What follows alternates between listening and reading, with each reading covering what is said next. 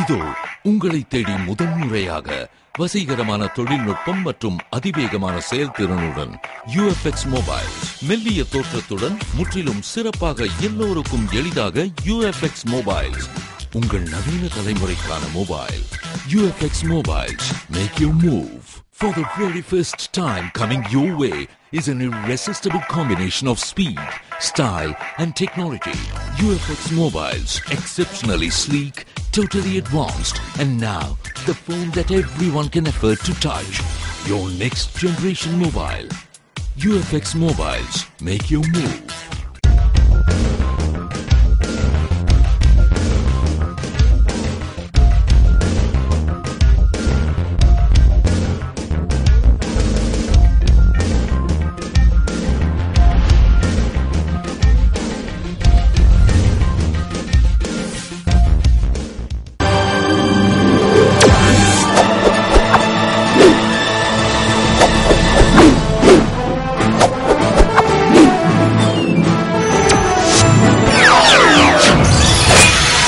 நீங்கள் பார்த்துக் கொண்டிருப்பது AJK டிவியின் புதுவை மாலை.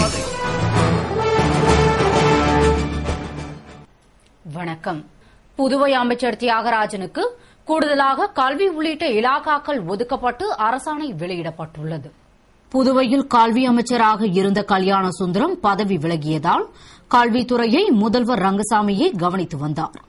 அமைச்சரவையில் புதிதாக சேர்க்கப்பட்ட தியாகராஜனுக்கு மின்துறை மற்றும் வனத்துறை ஒதுக்கப்பட்டது. இதனிடையே அவருக்கு கூடுதல் இலாக்காக்கள் கொடுக்க முதல்வர் முடிவு செய்து ஆளுநர் இக்பால் சிங்கை சந்தித்து ஆலோசனை நடத்தியதை அடுத்து அமைச்சர் தியாகராஜனுக்கு கூடுதல் இலாக்காக்கள் ஒதுக்கப்பட்டு அரசாணை வெளியிடப்பட்டுள்ளது. அதன்படி அவருக்கு மின்துறை, வனத்துறையோடு கூடுதலாக பள்ளிக்கல்வி, விளையாட்டு, கலை மற்றும் பண்பாட்டுத்துறை, அறிவியல் தொழில்நுட்பத்துறை ஆகிய இலாக்காக்கள் ஒதுக்கப்பட்டுள்ளது. புதுவை சட்டசபை பொதுக்கணக்கு குழு கூட்டம் குழு தலைவர் VMC சிவக்குமார் தலைமையில் நடைபெற்றது. புதுவை சட்டசபையில் பொதுக்கணக்கு குழு கூட்டம் குழு தலைவர் VMC சிவக்குமார் தலைமையில் நடைபெற்றது.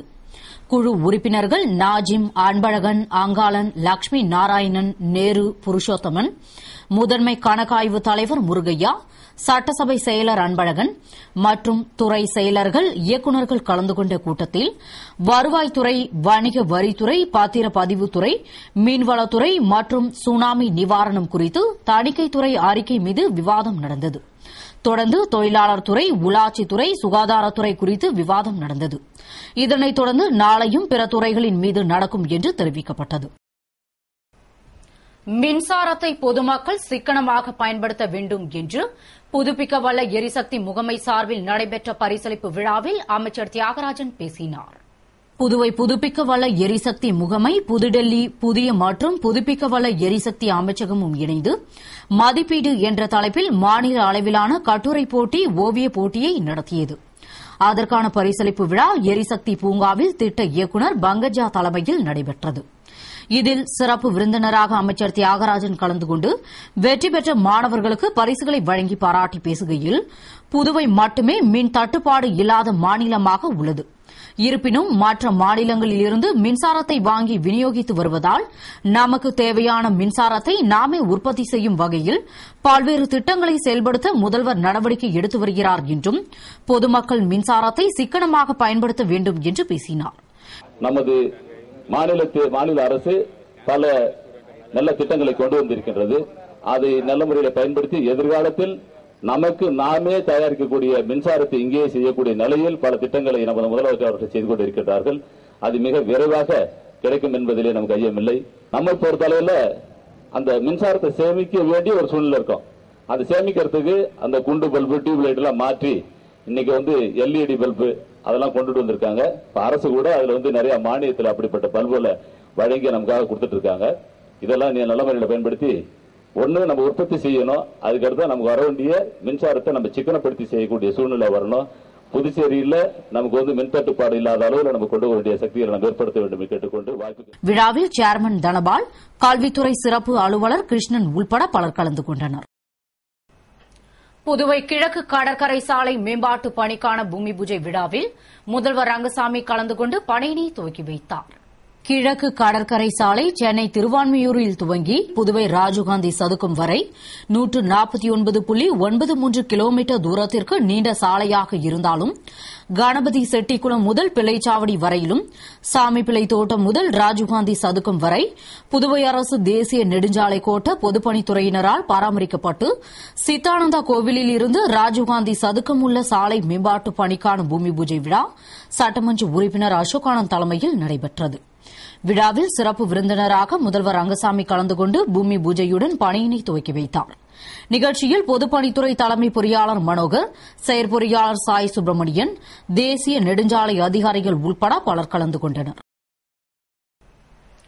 புதுவை உழவர்கரை தொகுதியில் கால்நடை பராமரிப்பு துறை சார்பில் பயனாளிகளுக்கு இலவச கோழிகளை அமைச்சர் பன்னீர்செல்வம் வழங்கினார். புதுவை உழவர்கரை தொகுதிக்குட்பட்ட பயனாளிகளுக்கு கால்நடை பராமரிப்பு துறை சார்பில் தலா 5 இலவச கோழி வழங்கும் திட்டத்தின் கீழ் தொழில் செய்ய இலவச கோழிகள் வழங்கும் நிகழ்ச்சி நடைபெற்றது. நிகழ்ச்சியில் தொகுதியின் சட்டமன்ற உறுப்பினரும் உள்ளாட்சித்துறை அமைச்சருமான பன்னீர்செல்வம் சிறப்பு அழைப்பாளராக கலந்து கொண்டு 112 பயனாளிகளுக்கு தலா 5 இலவச கோழிகளை வழங்கினார். அப்போது கால்நடை மருத்துவர் கிரி, ஊர் முக்கிய பிரமுகர்கள் மற்றும் பொதுமக்கள் பலர் உடனிருந்தனர். பயனாளிகள் பங்கேற்று இலவச கோழியினை பெற்று பயனடைந்தனர். புதுவை முதல்வர் ரங்கசாமி அடுத்தடுத்து இருமுறை ஆளுநர் இக்பால் சிங்கை சந்தித்தது புதுவை அரசியலில் பெரும் பரபரப்பை ஏற்படுத்தியுள்ளது. புதுவை முதல்வர் ரங்கசாமி திடீரென நேற்று முன்தினம் இரவு ஆளுநர் இக்பால் சிங்கை ராஜ்நிவாசில் சந்தித்து பேசினார். அப்போது தேர்தல் ஆணையர் நியமனம் தொடர்பாக ஆலோசனை நடத்தியதாக கூறப்படுகிறது. இந்நிலையில் நேற்று மதியம் மீண்டும் ஆளுநரை சந்தித்தார். அப்போது காலியாக உள்ள வாரியங்களுக்கு தலைவர்களுக்கான பட்டியல் தொடர்பான கோப்புகளை அளித்துள்ளதாக கூறப்படுகிறது. இதற்கான அதிகாரப்பூர்வ அறிவிப்புகள் விரைவில் வெளியாகும் என்றும் எதிர்பார்க்கப்படுகிறது. இதனால் அரசியல் வட்டாரத்தில் பெரும் பரபரப்பு ஏற்பட்டுள்ளது. காலாப்பட்டு ஆதிதிராவிடர் விடுதியில் மீண்டும் உணவு வழங்கப்படும் என்று மாணவர்கள் மற்றும் சமையல் ஊழியர்களுடன் நடத்திய பேச்சுவார்த்தையில் அமைச்சர் ராஜவேலு கூறினார்.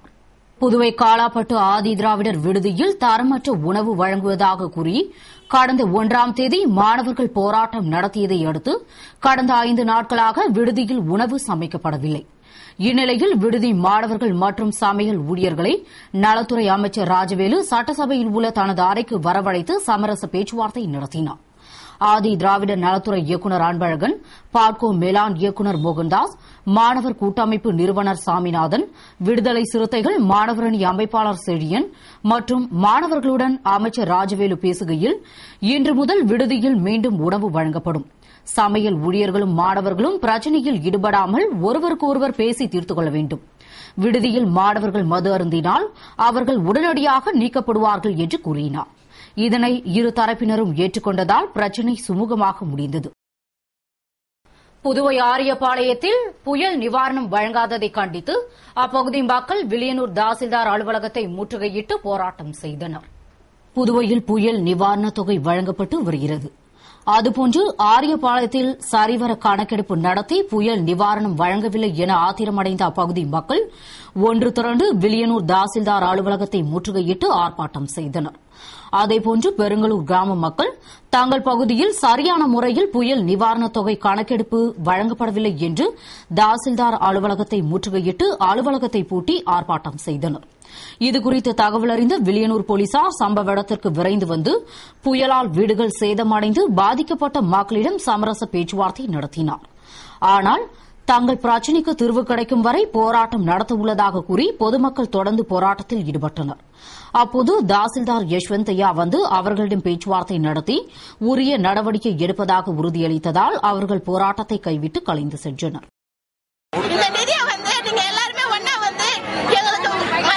மறுபரிசீலனை செஞ்சு மறுபடியும் ஒட்டுமொத்தமா எல்லா லிஸ்ட் எடுத்து அவங்களுக்கு யார் உண்மையான கண்டறிஞ்சு அதை மாதிரி கொடுக்கணுங்க. இந்த பணத்தை நாங்க வீணடிக்க விரும்பல. அரசியல்ல வந்துட்டு ஏற்கனவே பண பற்றாக்குறை இருக்குது. அப்படி இருக்கக்குள்ள இருக்கிறவங்கள்ட்ட போய் சேர்ந்துட்டு இருக்குது. நாங்க அதை விட மாட்டோம். எங்களுக்கு வந்து ஒழுங்கான நிதி கிடைக்கணும். யாரு பாதிக்கப்பட்டாங்களோ அவங்களுக்கு கிடைக்கணும். அதுதான் எங்களுக்கு முக்கியமான தேவையே. புதுவையில் சாலையின் நடுவில் உள்ள தடுப்புச் சுவர்களில் உள்ள செடிகள் எவ்வித பராமரிப்பும் இன்றி காய்ந்து வறட்சியாக காணப்படுவதால் அவற்றை மீண்டும் பசுமையாக்கிட வேண்டும் என்று பொதுமக்கள் விரும்புகின்றனர். புதுவை பிரதான சாலைகளில் சாலையை பிரிக்க அமைக்கப்பட்ட தடுப்பு சுவர்களில் அமைக்கப்பட்ட அழகு செடிகள் பூஞ்செடிகள் தானே புயலுக்கு முன்பு சரிவர பராமரிக்கப்பட்டு பசுமையாக கண்ணுக்கு குளிர்ச்சியாக பூத்து குலுங்கி ரம்மியமாக காட்சியளித்தது. மேலும் சரிவர பராமரிக்கப்பட்டும் வந்தது. ஆனால் புயல் தாக்கத்திற்கு பின்பு மரங்கள் விழுந்ததால் பசுமை இழந்து பொலிவிழந்து திகழும் புதுவையில் பல இடங்களில் சாலை தடுப்பு சுவர்களில் வளர்க்கப்பட்ட செடிகள் சரியான பராமரிப்பின்றி பசுமை இழந்து காய்ந்து வறட்சியாக காணப்படுகிறது. இதனை காண்பதற்கு வருத்தமாகவும் பொலிவிழந்தும் உள்ளதால் அவற்றை மீண்டும் சரிவர பராமரித்து பசுமை இழந்துள்ள புதுவைக்கு மீண்டும் காண்போரை கவரும் வண்ணம் பசுமையாக்கி அழகுபடுத்திட வேண்டும் என்பது பொதுமக்களின் கோரிக்கையாக உள்ளது. புதுவையில் இருசக்கர வாகனங்களை திருடிய வாலிபரை முதலியார்பேட்டை போலீசார் கைது செய்து 4 வாகனங்களை பறிமுதல் செய்தனர்.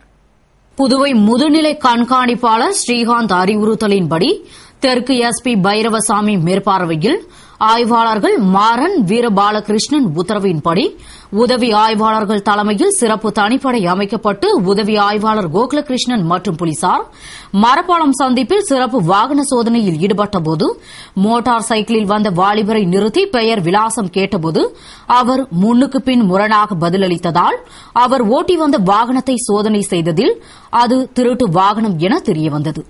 மேற்கொண்டு நடத்திய விசாரணையில் அவர் தொடர் இருசக்கர வாகன திருட்டில் சம்பந்தப்பட்டதும் அவர் வேல்ராம்பட்டையைச் சேர்ந்த சதீஷ்குமார் என்பதும் தெரியவந்தது. உடனடியாக அவரை கைது செய்து அவரிடமிருந்த 4 வாகனங்களை பறிமுதல் செய்த போலீசார் அவரை நீதிமன்றத்தில் ஆஜர்படுத்தினர். புதுவை ஜிப்மர் மருத்துவமனையில் உலக சிறுநீரக தினத்தை முன்னிட்டு சிறுநீரகத்தின் முக்கியத்துவம் பற்றிய விழிப்புணர்வு கருத்தரங்கு நடைபெற்றது. புதுவை ஜிப்மர் மருத்துவமனை கருத்தரங்க கூடத்தில் உலக சிறுநீரக தினத்தை உலக சிறுநீரக சவ்வு சங்கம் மற்றும் உலக சிறுநீரக அமைப்புகளின் இணையமும் இணைந்து கொண்டாடியது. இதனை முன்னிட்டு நடைபெற்ற சிறுநீரகத்தின் முக்கியத்துவம் பற்றிய கருத்தரங்கை ஜிப்மர் இயக்குநர் டாக்டர் ரவிக்குமார் துவக்கி வைத்தார். பின்னர் சிறுநீரகவியல் துறை துணை பேராசிரியர் ஸ்ரீஜித் பரமேஸ்வரன் வரவேற்று பேசினார். சிறுநீரக செயலிழப்பு நோய்களுக்கான ரத்த மாற்று முறைகள் பற்றி டாக்டர் ராஜீவ் சரண் மற்றும் உறுப்பு மாற்று அறுவை சிகிச்சை குறித்து பேராசிரியர் ஜார்ஜ் ஐகாம், துணை பேராசிரியர் முருகானந்தம் ஆகியோர் உரை நிகழ்த்தினர். தொடர்ந்து சிறுநீரக தானம் குறித்து விழிப்புணர்வு ஏற்படும் வண்ணம் உரை நிகழ்த்தப்பட்டது. ஜிப்மர் சிறுநீரகவியல் துறையில் ஏற்பாடு செய்யப்பட்டிருந்த கருத்தரங்கின் நிறைவில் துணைத் தலைவர் பேராசிரியர் சாமிநாதன் நன்றி கூறினார். புதுவை முதலியார்பேட்டையில் கால்நடை துறை சார்பில் புயலால் உயிரிழந்த கால்நடைகளுக்கு நிவாரணத் தொகையினை சட்டமன்ற உறுப்பினர் பாஸ்கர் வழங்கினார். புதுவை கால்நடை பராமரிப்பு மற்றும் கால்நடை நலத்துறை சார்பில் புயலால் உயிரிழந்த கால்நடைகளுக்கு நிவாரணம் வழங்கும் நிகழ்ச்சி நடைபெற்றது. நிகழ்ச்சியில் சிறப்பு அழைப்பாளராக தொகுதியின் சட்டமன்ற உறுப்பினர் பாஸ்கர் கலந்து கொண்டு கால்நடையை இழந்த 10 பேருக்கு புதியதாக கால்நடை வாங்க மொத்தம் 85,000 ரூபாய்க்கான காசோலையை நிதியுதவியாக வழங்கினார். நிகழ்ச்சியில் கால்நடை நலத்துறை இயக்குநர் பத்மநாபன், கால்நடை மருத்துவர் மோகன், மாநில மாணவரணி தலைவர் VCC நாகராஜன், தொகுதி கழக செயலாளர் நாராயணன் உள்ளிட்ட பலரும் பொதுமக்களும் கலந்து கொண்டனர். நிகழ்ச்சிக்கான ஏற்பாட்டினை கால்நடை நலத்துறை அலுவலர்கள் செய்திருந்தனர். புதுவை நெட்டப்பாக்கம் தொகுதியில் புயல் நிவாரண நிதியை சட்டமன்ற உறுப்பினர் பெரியசாமி வழங்கினார். புதுவையில் தானே புயலால் வீடுகள் சேதமடைந்து பாதிக்கப்பட்ட மக்களுக்கு புயல் நிவாரணம் வழங்கப்பட்டு வருகிறது. அதன்படி நெட்டப்பாக்கம் தொகுதிக்குட்பட்ட கரையாம்புத்தூர், சின்ன கரையாம்புத்தூர் மக்களுக்கு நிவாரணம் வழங்கும் நிகழ்ச்சி நடைபெற்றது. நிகழ்ச்சியில் சட்டமன்ற உறுப்பினர் பெரியசாமி கலந்து கொண்டு பாதிக்கப்பட்ட மக்களுக்கு நிவாரணத் தொகையினை வழங்கினார். அப்போது தாசில்தார் தயாளன் உள்ளிட்ட அதிகாரிகளும் தொகுதி அதிமுக நிர்வாகிகளும் ஊர் பிரமுகர்கள் மற்றும் பொதுமக்கள் உடன் இருந்தனர். புதுவை பூரணாங்குப்பம் அரசு நடுநிலைப் பள்ளிக்கு திமுக பொருளாளர் மு க ஸ்டாலின் பிறந்த நாளை முன்னிட்டு நலத்திட்ட உதவிகளை ஏம்பலம் தொகுதி திமுக செயலாளர் ஏம்பலம் செல்வம் வழங்கினார்.